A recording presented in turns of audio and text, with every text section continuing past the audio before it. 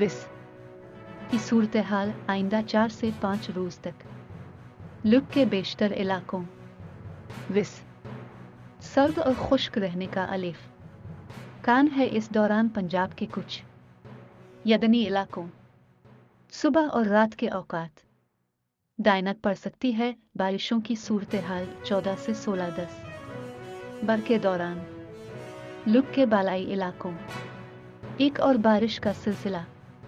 تاثر کرے گا، جس کے نتیجے خیبر پختونخوا کش یا بالائی پنجاب اور گلگت بلتستان کے علاقوں کہیں بارش اور کہیں برف باری کا الف کان ہے۔